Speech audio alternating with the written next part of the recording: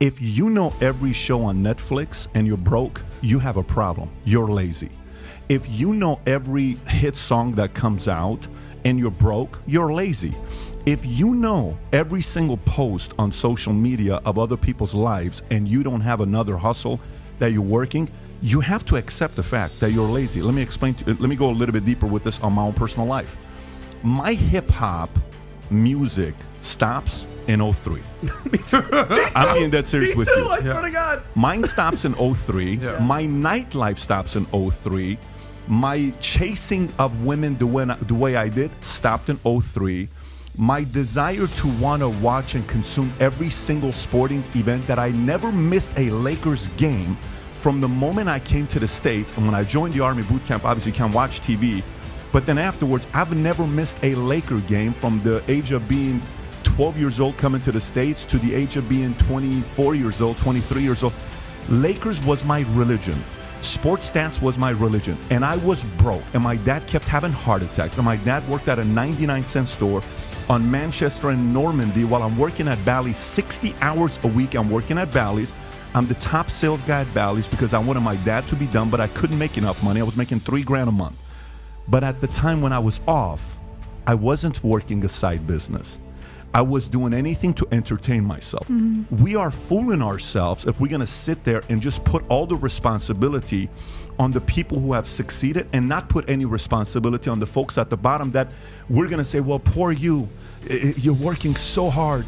But then how do you know so much about all these shows? I don't understand. I've never watched this Montana. What is this Montana show? What is this show? Ozarks. Yellowstone. I don't even know I don't know what Yellowstone is. I've never watched Breaking Bad. I've never watched Sopranos. I've never watched an episode of Sopranos. The only series I've ever watched from 03 till today is House of Cards season 1 because people kept telling me I gotta watch it. So as much as we want to sit there and say, oh my gosh, poor me, poor this, poor that, which I come from a family where half of them were communists and half of them were imperialists.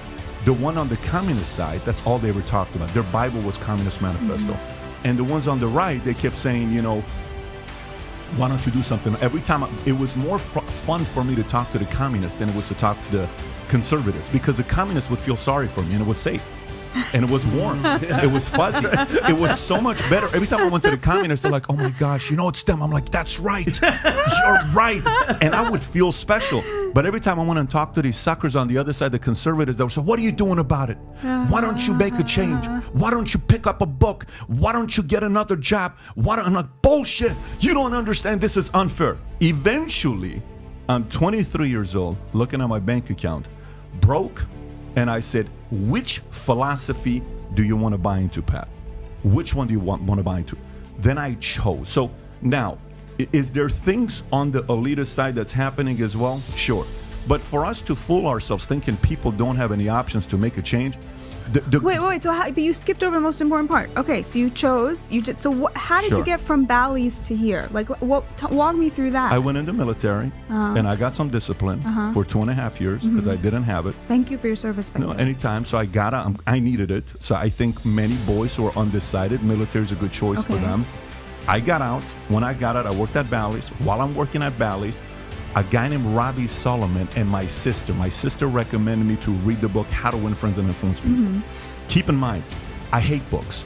Till 21 years old, anybody who knows me from high school, they know I've never finished the book cover to cover. Never until 21. And Robbie said read How to Master the Art of Selling by Tom Hopkins, and I did. And then my sister said How to Win Friends and Influence People. It's a good book to read. I read those 2 books. When I read those 2 books, I sat there and I said, this information is in a book for $10? Holy shit. What other recommendation you got? Next one. Rich Dad, Poor Dad. You know, Psycho-Cybernetics. You know, Power versus Force. And I kept reading. And I'm like, this information is insane. Then I started realizing I'm making way too many excuses. I'm blaming the world for my problems. I'm not taking any responsibility. Some of the mindsets that my mother's side gave me is right. Some of it isn't right. Some of the mindsets that my dad gave me is right. Some of it isn't right. I stopped questioning things and I said, listen, if I want my life to change, I got to make a decision about it. My parents brought me here to be free. My dad gave me work ethic, and next thing you know, I start.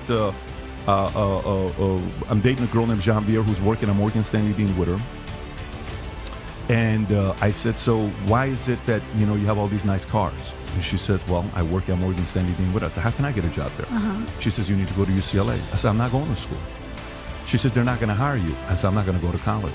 She says, you're not going to work at Morgan Stanley Dean Witter. I said, let me see if I can find a creative way to get a job. So I went and printed my resume, okay, and I put a cover letter with a nice joke, getting creative. I faxed it to 200 places, Goldman, Merrill, Smith Barney, TD Waterhouse, Morgan, all of these places. I got 30 callbacks. 15 of them laughed because the joke was funny. Yeah. The other 15 offered me an interview. 3 gave me offers. At 21 years old, I started working on Morgan Stanley Dean Witter a day before 9/11.